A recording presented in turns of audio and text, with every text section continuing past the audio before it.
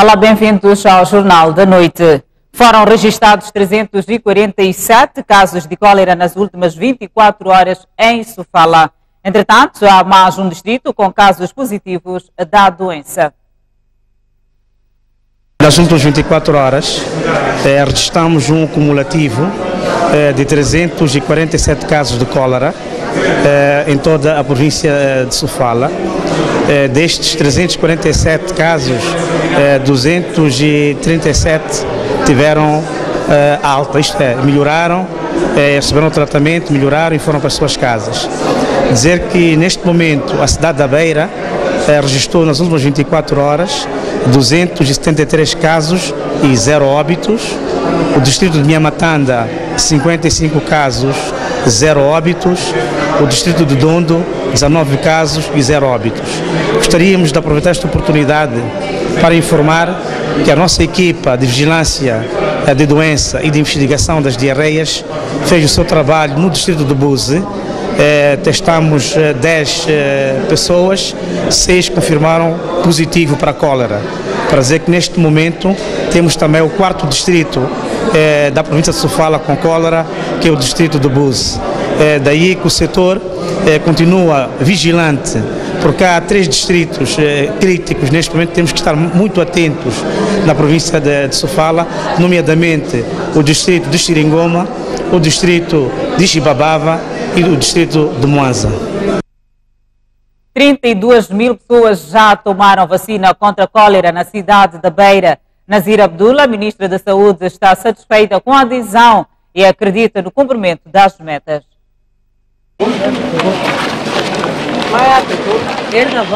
No centro de saúde do Dondo, a população faz filas debaixo de um calor escaldante para receber a vacina contra a cólera. Uma gota que pode valer uma vida, por isso nem os jornalistas quiseram perder a oportunidade. A cidade da Beira foi o primeiro ponto esta quarta-feira a iniciar com a administração da vacina.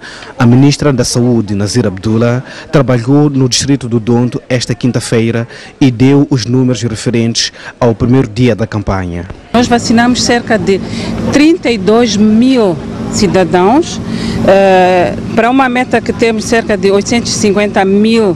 Nós estamos satisfeitos com este primeiro dia, porque houve muita afluência, houve muita aceitação da população das diferentes áreas.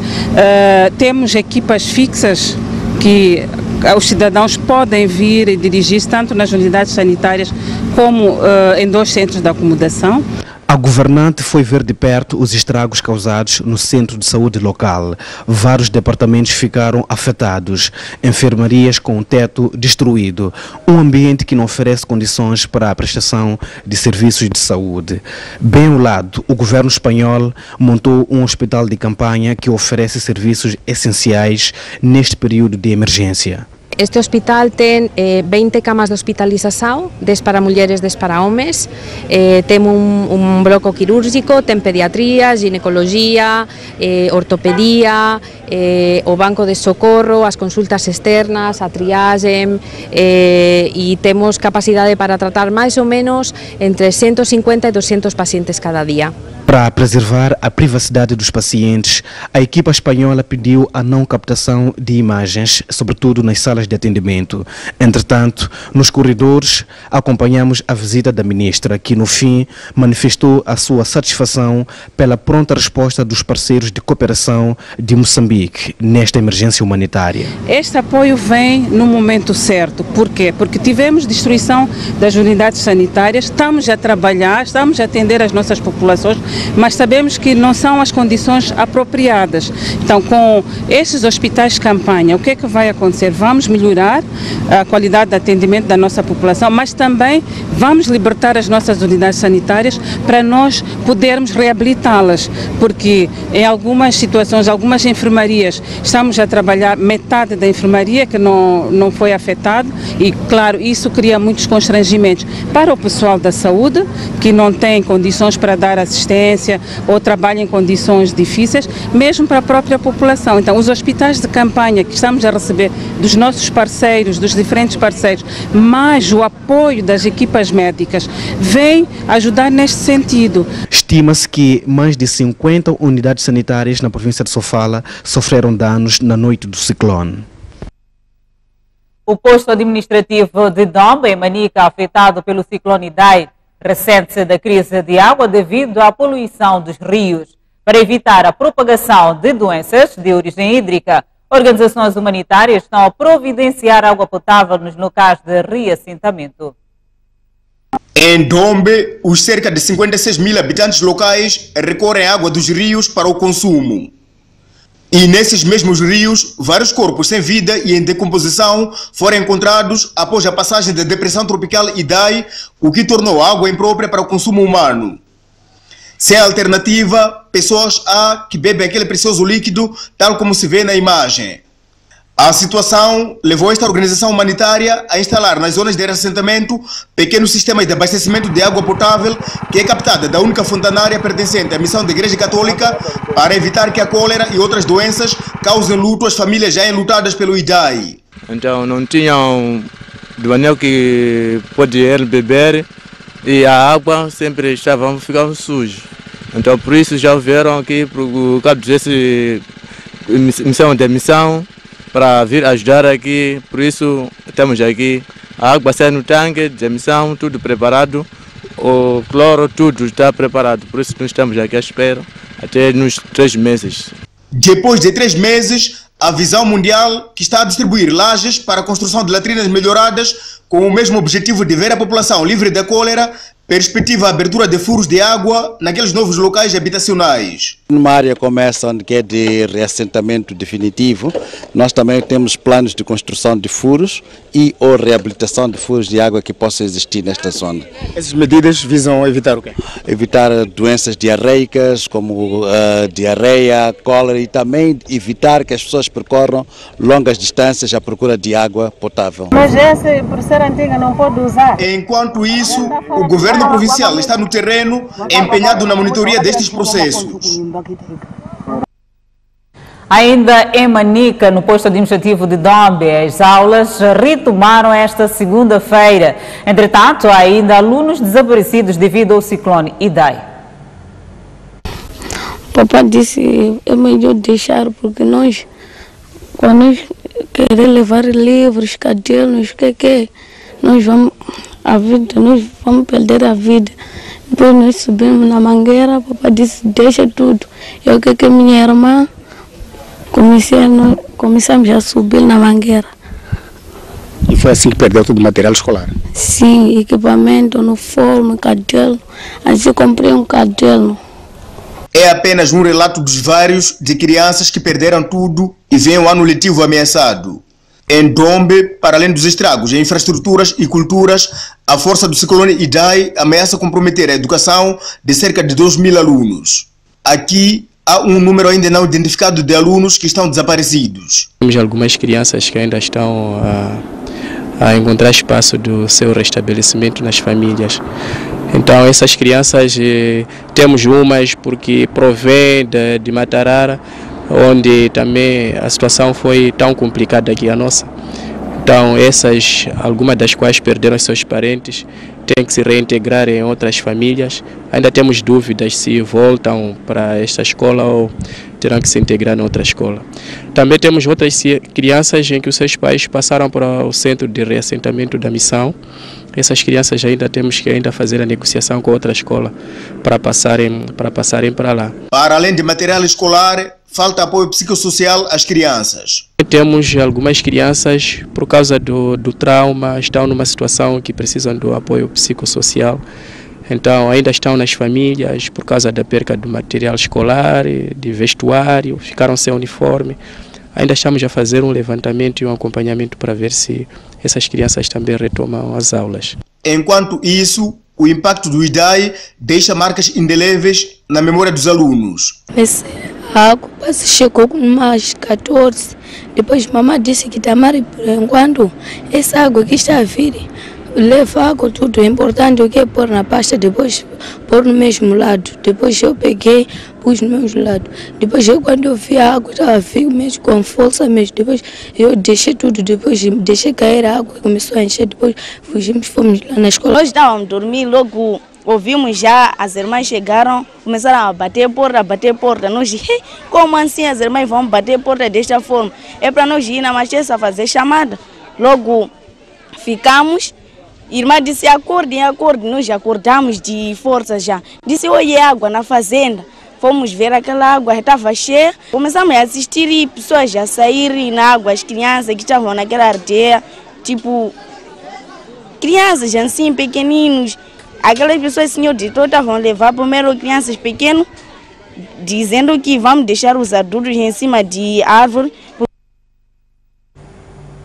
Muitas comunidades aguardam pela chegada de ajuda desde que foram fustigadas pelas calamidades. Por exemplo, em Mucorococho, na Beira, as mais de 1.500 famílias isoladas só hoje receberam medicamentos e produtos alimentares. A cada dia, uma localidade nova, isolada pelas cheias, que recebe ajuda. Este helicóptero da Força Aérea Nacional leva comida, medicamentos e médicos para Mucorococho, no distrito de Nhamatanda, e que dista 62 km da Vila Sede. Há 22 dias que mais de 1.500 pessoas desta região estão isoladas devido à água que danificou as vias de acesso. Só esta quarta-feira, equipas de reconhecimento conseguiram identificar a localidade como isolada e estimar o número de pessoas que precisam de ajuda. E na manhã desta quinta-feira, 2 helicópteros tiveram que fazer 4 viagens para levar mantimentos para as famílias. Não tínhamos comida porque mesmo a via de acesso era muito difícil para poder haver uma comunicação com o distrito. Sim. Hoje é a primeira vez? Hoje é a primeira vez a recebermos esses donativos. Por causa daquele milho que caiu, aproveitam daquele milho que restou e vão sobrevivendo assim dessa maneira. Algumas famílias perderam totalmente suas casas e agora vivem em cabanas improvisadas. O número de famílias afetadas é 1.573 que perderam as suas casas. Aquelas que viviam nas zonas ribeirinhas e que sofreram a destruição total. E porque esta escola foi apenas danificada pelo ciclone e não ficou inundada, há 2 semanas que as aulas retomaram. Algumas crianças sofreram como livros, cadernos, porque molharam, porque as casas acabaram de desabar. Mas aqueles outros conseguiram mandar secar os livros e retomamos as aulas desta maneira.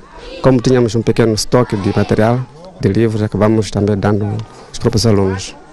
O centro de saúde local também não sofreu danos significativos, mas em 22 dias ficou sem medicamentos e material para realizar exames rápidos aos doentes. Esta quarta-feira, para além de medicamentos, os técnicos de saúde que aqui trabalham foram reforçados com médicos.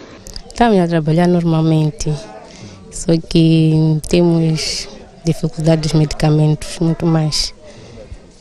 E as doenças também mais frequentes, estamos a ter muitos casos de malária, disenteria e bilharziose.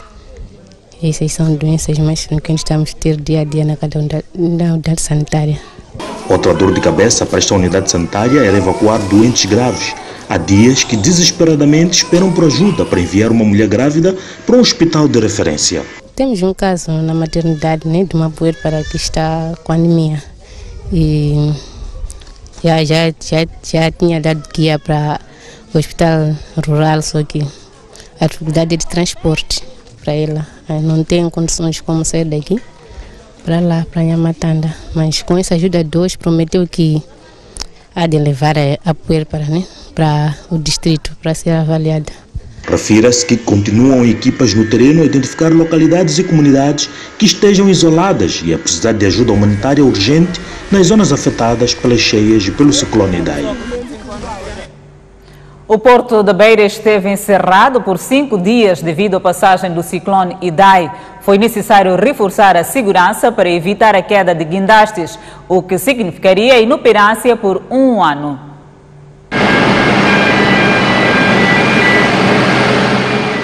O terminal de contentores constitui uma das áreas mais importantes do Porto.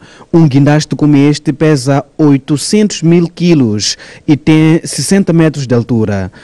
A força dos ventos do ciclone Idai era suficiente para derrubar esta estrutura e tornar o porto inoperacional. Mesmo para prevenir, 2 dias antes, a empresa concessionária fechou as operações para reforçar a segurança dos equipamentos. Se estes guinastes iam tombar, o porto podia ser forçado a fechar por 1 ano ou mais tempo. Então esta era a maior preocupação.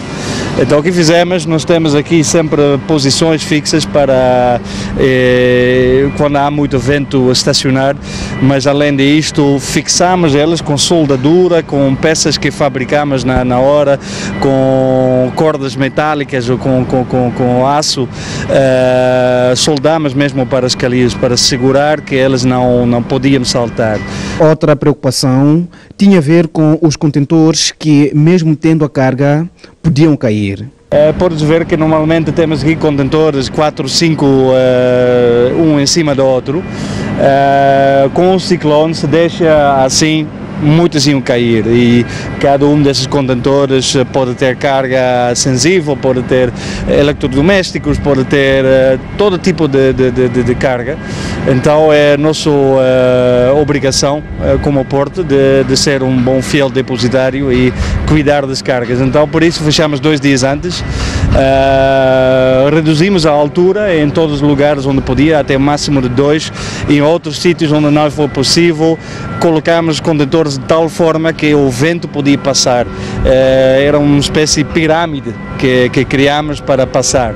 Apesar de todas essas medidas, a passagem do ciclone deixou prejuízos. Estima-se que 20 mil metros quadrados de armazéns perderam a cobertura, total ou parcialmente. Agora, a preocupação é com a reconstrução. Começou basicamente um dia depois do ciclone. Logo na sexta-feira entramos no porto, já tínhamos pessoas a vir para o porto e começamos com o trabalho de limpeza. O porto estava intransitável, tinha em todo lado, tinha material espalhado, material de cobertura dos telhados, postos de iluminação que tinham caído, mas em 3, 4 dias, acredito que foram 3 dias, limpeza intensiva com todo o nosso pessoal, conseguimos tornar o porto transitável e começar com as operações. Nós começamos mesmo a operar logo na segunda-feira. O Porto da Beira é de extrema importância, uma vez que serve não só a zona centro, como também os países que não têm acesso ao mar. O governo e os seus parceiros de cooperação vão preparar o plano de reconstrução da região afetada pelo ciclone Idai e pelas cheias no centro do país. Para o efeito, estiveram hoje reunidos em Maputo, onde anunciaram a criação de um gabinete de reconstrução pós-calamidade.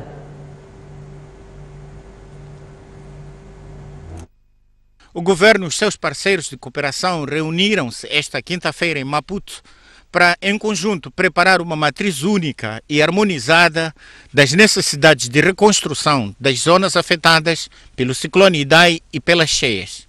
O ministro das Obras Públicas, Habitação e Recursos Hídricos disse na ocasião que já está em curso a criação do Gabinete de Reconstrução, que contará com diferentes intervenientes, incluindo os parceiros de cooperação. É com este gabinete que nós poderemos, portanto, ter toda a informação daquilo que se passou, do ponto de vista do levantamento dos danos, o seu impacto orçamental e a sua estratégia de recuperação. Ainda não há cifras calculadas, mas os parceiros entendem que terão que ser priorizados os setores de infraestruturas, produtivo e social, e que a natureza de financiamento será multiforme, mas com maior enfoque nos donativos. Sobretudo doação, naturalmente, sobretudo doação dos diferentes parceiros, cada um tem os seus próprios mecanismos e regras e procedimentos, mas acho que existe uma vontade não só de acrescentar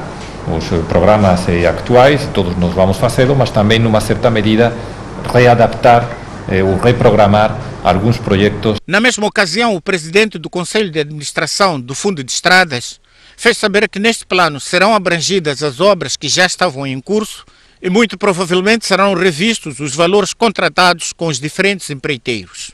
Isso requererá certamente um esforço financeiro adicional em relação aos montantes que haviam sido inicialmente contratados, porque se trata de eventos que estavam fora da previsão inicial que foi feita quando da determinação dos custos dessas empreitadas. Em representação dos parceiros, participaram do encontro, para além do embaixador da União Europeia, os representantes das Nações Unidas, do Banco Mundial e do Banco Africano de Desenvolvimento.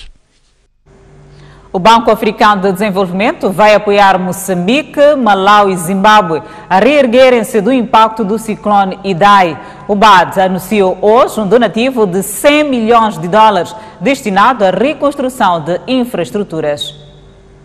O ciclone Idai deixou rastros de destruição no centro de Moçambique, no Malau e no Zimbábue. E o Banco Africano de Desenvolvimento não ficou alheio à situação.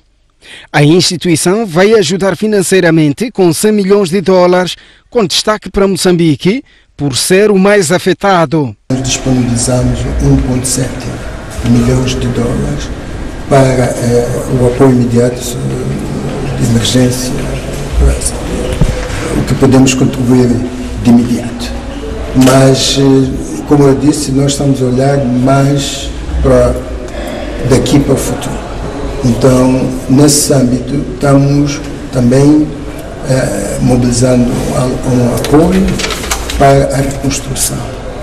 E temos angariado neste momento cerca de 100 milhões de dólares.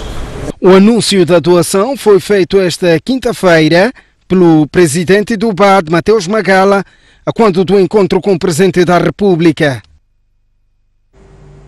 A Organização Continuadores de Moçambique procedeu hoje ao INGC a entrega de material escolar e apoio às crianças vítimas do ciclone Idai. Comovidas com a tragédia que fustigou a região centro do país, crianças da Organização Continuadores de Moçambique manifestaram esta quinta-feira a sua solidariedade para com as vítimas do ciclone Idai, através da entrega de um donativo constituído principalmente por material escolar. Nós quisemos juntar a este movimento todo que está a acontecer no país, de solidariedade para com as vítimas do ciclone Idai, e nesse sentido começamos com uma campanha denominada Abraço Amigo, e é uma campanha que visa angariar apoios, mais concretamente material escolar, de criança para criança, para minimizar este sofrimento dos nossos concidadãos da zona centro e particularmente da província de Sofala. Ver as outras crianças a estudarem é o desejo desta pequenada que não mediu esforços para ajudar os amigos das regiões afetadas pela tempestade.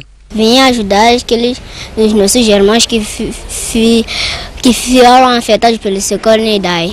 Aonde que aconteceu isto? Sofala, no centro do país. Quem não quis ficar de fora deste movimento de solidariedade foram os músicos, que também deixaram ficar o seu contributo. Que estamos nessa causa, vamos continuar a apoiar os nossos irmãos que estão neste momento a sofrer, por isso o nosso evento ainda continua. O gesto das crianças, segundo ficamos a saber, será replicado em todas as províncias do país.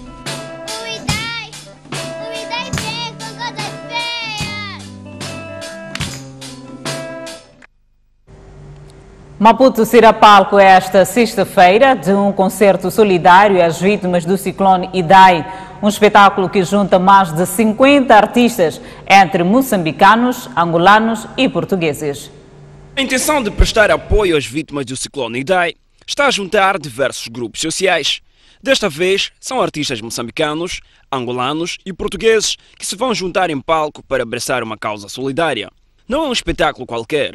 Ao público, existe a apresentação de um donativo para assistir ao espetáculo. Isto é para que consigamos fazer um bocadinho mais do que tem sido feito até a data para ajudar as vítimas do ciclone Idai. Na realidade, a entrada é a oferta de um donativo, independentemente do que quer que seja. Se calhar isto é bom ficar aqui referenciado. Da feira tivemos a oportunidade de ir à Beira com alguns artistas, conforme muitos de vocês tiveram acesso a isso. E após isso, o show faz muito mais sentido ainda para nós que lá estivemos, porque podemos perceber a tristeza das pessoas, a degradação da cidade. São mais de 50 artistas que irão emprestar a sua voz de forma gratuita. Vimos de perto que estão a passar. Tivemos um meeting com a INGC e tivemos a ideia de que, afinal de contas, ainda existem pessoas que não foram alcançadas. Eles estão a fazer um trabalho muito grande que é para conseguir atingir ou alcançar todas as pessoas que estão a precisar. No momento que nos deparamos com o que aconteceu em Moçambique, sentimos-nos solidários com os nossos irmãos e decidimos nos juntar. E não foram só os artistas da CLE, trouxemos também grandes parceiros que são outros artistas. Em nome de todos os artistas, moçambicanos em especial, estamos preparados para dar o nosso contributo através da música e aproveito para convidar a todos aqueles que estão lá em casa para que se façam presente, porque precisamos do contributo de todo moçambicano. O espetáculo solidário para as vítimas do IDAI será transmitido em direto na STV.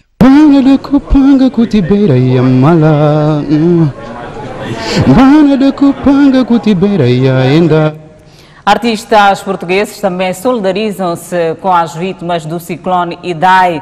Portugal realiza-se amanhã mais um concerto solidário.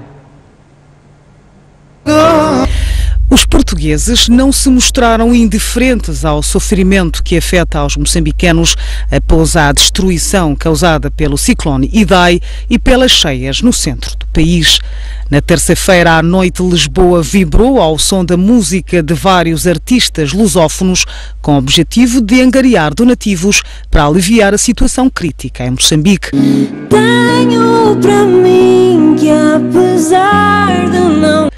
Para esta sexta-feira, os artistas voltam a reunir-se para, mais uma vez, mostrar que se preocupam com os irmãos moçambicanos. O número de pessoas afetadas pelo ciclone Idai subiu para 1,4 milhão, segundo as autoridades governamentais. E a última atualização dos dados sobre o ciclone Idai mostra um aumento de mais de 55 mil pessoas afetadas. O número de alunos afetados subiu de 151 mil para 262 mil. Enquanto isso, o número de óbitos continua nos 598. Minutos, as horas e os dias, tudo passa e no centro do país a realidade vai se tornando cada vez mais crítica. É que até esta quarta-feira, dados do Instituto Nacional de Gestão de Calamidades apontavam para mais de 1.300.000 pessoas afetadas pelo ciclone Idai e inundações. Mas esta quinta-feira, o número subiu para pouco mais de 1.400.000 pessoas, um aumento de mais de 55 mil vítimas em 24 horas. Outro número que foi revisto em alta é dos alunos afetados. Se até esta quarta-feira contabilizavam-se 150.854, esta quinta-feira o número foi atualizado para 262.120 alunos afetados pelos efeitos combinados do ciclone Idai e das cheias na zona centro do país. Apesar do aumento do número de alunos afetados, a quantidade de salas destruídas mantém-se inalterado, 3.344. Entretanto, o número de óbitos mantém-se nos 598, tal como o número de pessoas feridas. E com esta atualização, convido-lhe a um breve intervalo. Voltamos dentro de instantes. Até já.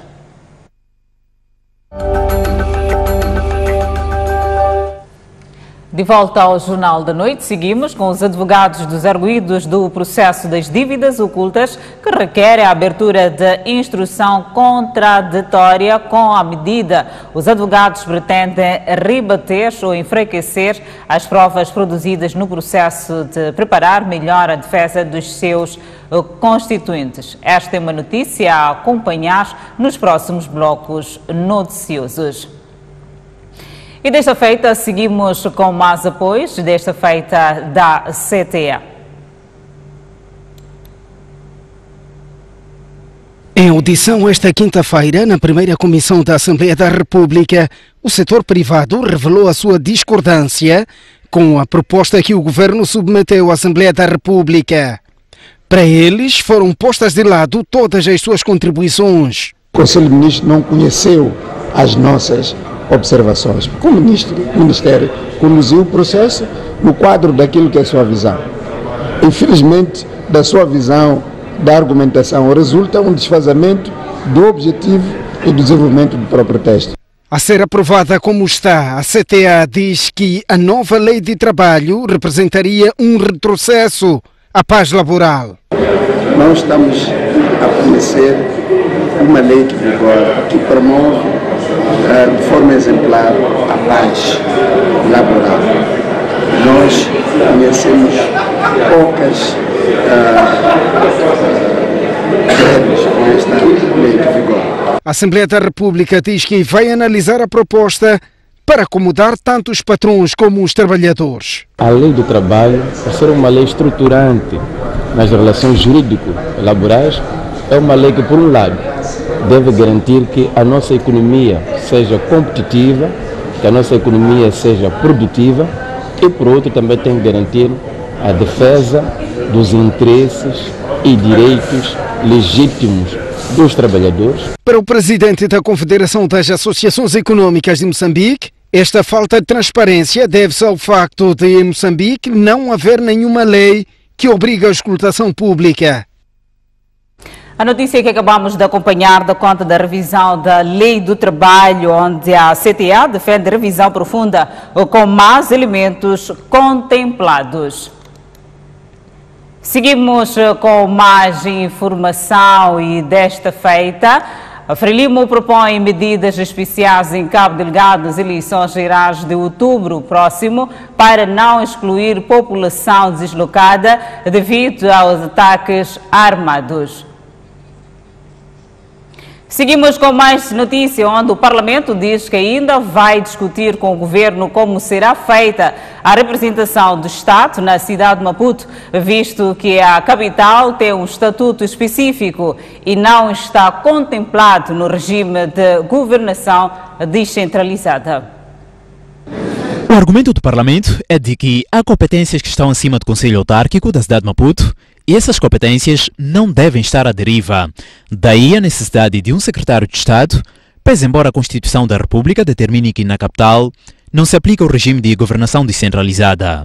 Para nós, a Constituição não diz que na cidade de Maputo não há representante do Estado, porque a própria Constituição define os limites da descentralização e diz quais são aquelas funções que não são descentralizáveis.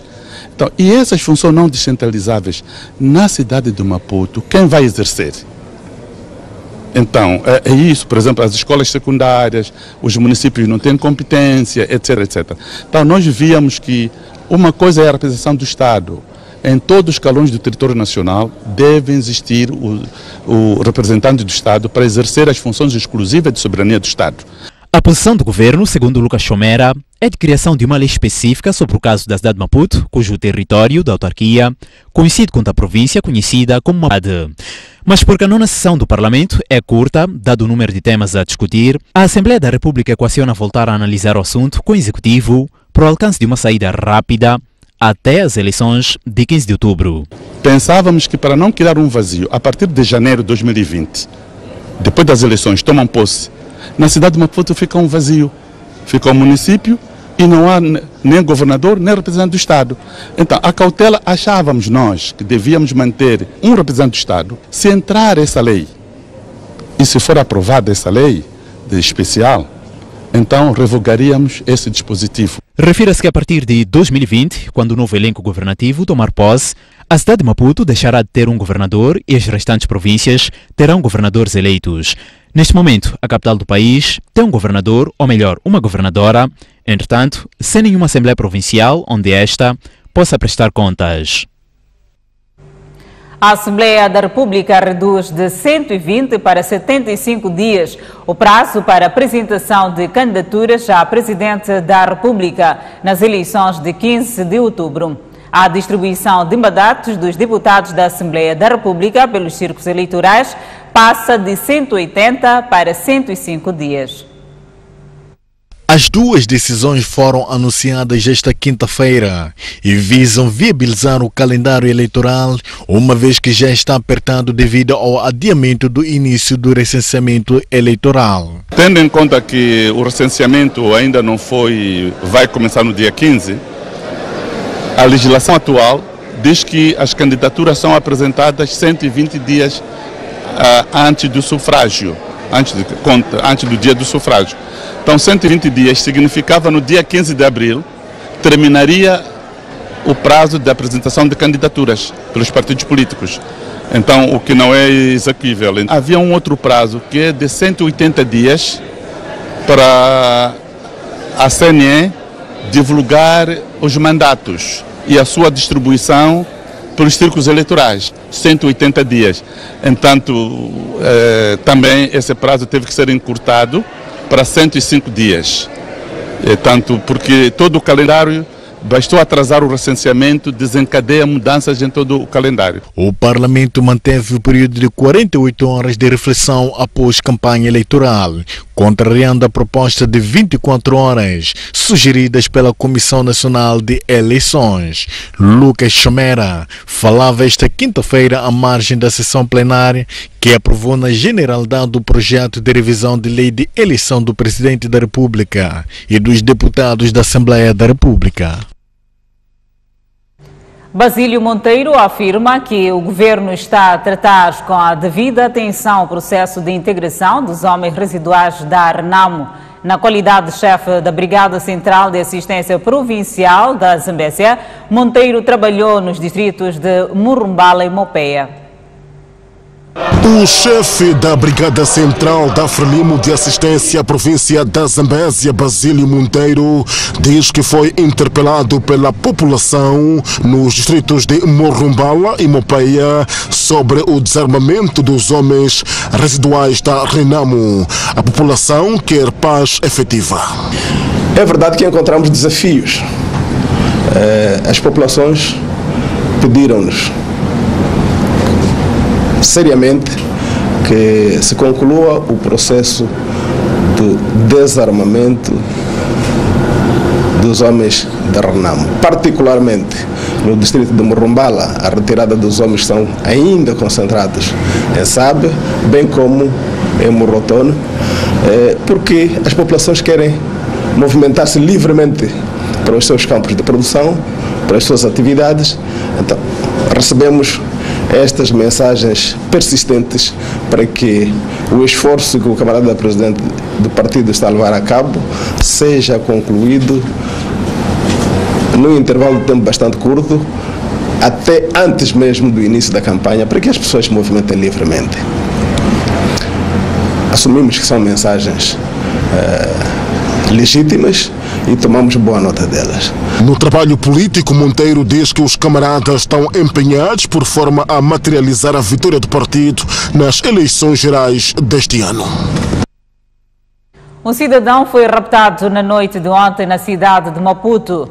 Trata-se do empresário identificado como Carlos Carmudin. A polícia diz que já está a trabalhar no assunto. Depois de uma relativa acalmia, a cidade de Maputo voltou a registrar um rapto na noite desta quarta-feira. A vítima, identificada por Carlos Camurdin, foi raptada nas primeiras horas da noite, quando saía de um dos seus estabelecimentos comerciais, localizado na Avenida 25 de Setembro. Segundo testemunhas, 2 homens armados arrastaram a vítima para uma viatura ligeira e dispararam 2 tiros para o ar. Ele vem às vezes para contabilizar as contas, uma coisa. Então, acho que no dia de hoje, estavam à espera dele, mais ou menos. E viste a cor do carro? Ah, não. Foi uma coisa muito rápida. Acho que eram 3, eram 4 com motorista. Foi por volta das 18 e 8h20. Ele acho que acabava de chegar ou acabava de sair. É quando de repente vimos 2 homens armados com a HPM. De repente nós estamos a ver disparos, para entra no carro, para os homens meteram ele no carro, nas covas, saíram. Como é que saíram? Saíram nessa posição. Saiu a ser feito o refém. Estava aqui também, acho, na loja Samsung, fica a polícia de proteção, acho que eles têm direito de pedir uma polícia de comando. A polícia nem fez nada, só simplesmente aplacou quando viu disparos. A polícia confirma a ocorrência e diz que já está a fazer diligências para resgatar a vítima e identificar os raptores. A polícia confirma a ocorrência, o facto deu-se, obviamente, por volta das 18h30 de ontem, na Avenida 25 de Setembro, de onde teria sido raptado um cidadão de pouco mais de 60 anos por 3 indivíduos que na altura faziam-se mascarados e portavam, no entanto, 2 armas de fogo e teriam, nessa circunstância, o ameaçado e de lá o retirado numa viatura de marca Toyota Corolla de cor cinzenta e puseram-se em fuga. Desde essa altura até então foram ativadas todas as linhas operativas, os respectivos autos foram lavrados e remetidos ao Cernic, que é para de facto dar-se seguimento do caso e trazer sob custódia esses indivíduos. Um dia depois do rapto, os estabelecimentos comerciais da vítima estavam abertos, mas era notória a preocupação dos trabalhadores. A polícia diz que o rapto do empresário Carlos Camurdin é o primeiro registrado este ano na cidade de Maputo. Convido a um breve intervalo, mas antes a previsão do estado do tempo para amanhã. Para a zona sul do país, prevê-se para Maputo 29 de máxima, 20 de mínima. Xai-Xai 29 de máxima, 21 de mínima. Inhambane 31 de máxima, 23 de mínima. Na zona centro do país, Beira 30 de máxima, 22 de mínima. Quilimane 31 de máxima, 23 de mínima. Chimoio 28 de máxima, 17 de mínima. Tete 33 de máxima, 22 de mínima. Por fim, a zona norte do país, Nampula 31 de máxima, 31 de mínima. Pemba 31 de máxima, 21 de mínima. Lixinga 25 de máxima, 12 de mínima.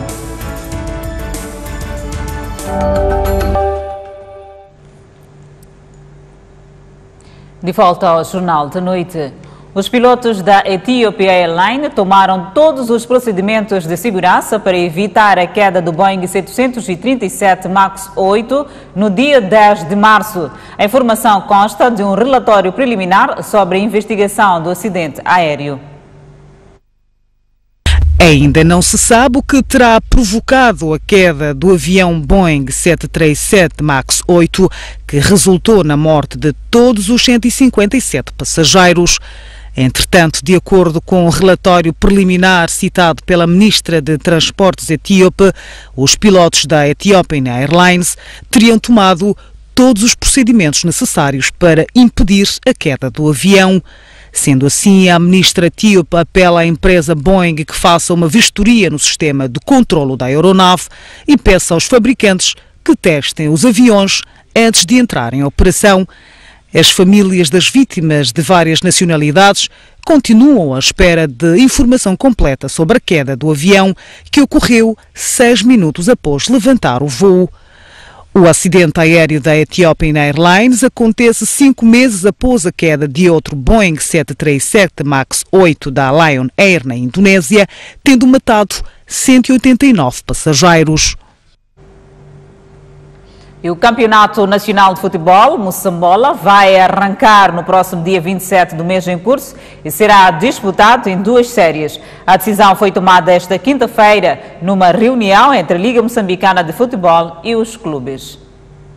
O presidente da Liga Moçambicana de Futebol, Ananias Conwana, diz que a decisão foi tomada depois de uma avaliação concreta, resultante das visitas efetuadas por província de Sofala, onde estão sediados o Ferroviário da Beira e Têxtil de Pungue, e Manica, a Casa do Teste África de Chimoio, equipas que viram suas infraestruturas desportivas devastadas pelo ciclone Idai. Foi decidido que as condições estão reunidas para o arranque do Campeonato Nacional, o Moçambola, no dia 27 de abril de 2019. Nos últimos dias, levantou-se a possibilidade de se disputar a prova no modelo clássico, de todos contra todos em 2 voltas.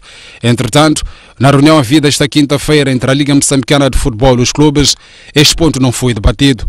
Ou seja, o Moçambola será mesmo disputado em 2 séries de 8 equipas cada. Tínhamos apenas um ponto único, que era decidir sobre o arranque do Campeonato Nacional. Não abordamos outros aspectos para além da data do arranque do Campeonato Nacional.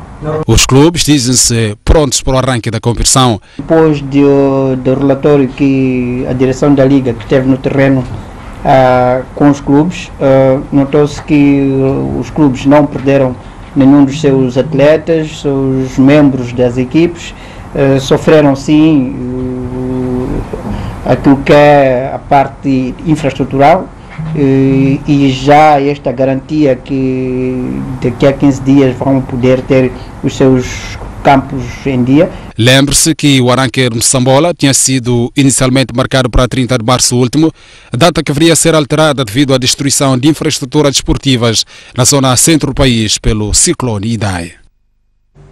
E a atriz moçambicana Lucrécia Paco juntou-se aos 3 irmãos para um concerto musical. O espetáculo, que vai oscilar entre o tradicional e jazz, está marcado para as 20 horas desta sexta-feira na Matola. Com o primeiro espetáculo juntos, os irmãos Paco pretendem juntar energias e levar o melhor do que sabem fazer ao público. A noite de Celso, Frank, Tony e Lucrécia Paco no Café Jazz Spoon será de diversos ritmos e ricas melodias que partem do mais tradicional ao jazz. A realização de um sonho que já vem se cozinhando há bastante tempo. E eu senti que em algum momento poderia também cantar e não só representar. Em suma, estando agora os 4, para mim, é mais do que a realização de um sonho, é uma responsabilidade na carreira que eu quero também seguir seriamente. Agora que estamos crescidos, estamos juntos, para mim tem um grande significado. E também, como disse, né, isto começou desde pequenos, não é que estivemos separados, mas sempre acompanhamos o nosso desenvolvimento na área musical. No Café Jazz Spoon, na Matola, os artistas vão viajar pelo universo da música, juntando estilos próprios e, no caso da Lucrécia Paco, libertando talento que poucos conhecem. O Jornal da Noite fica por aqui. Obrigada pela atenção dispensada. Encontro marcado daqui a pouco no Noite Informativa.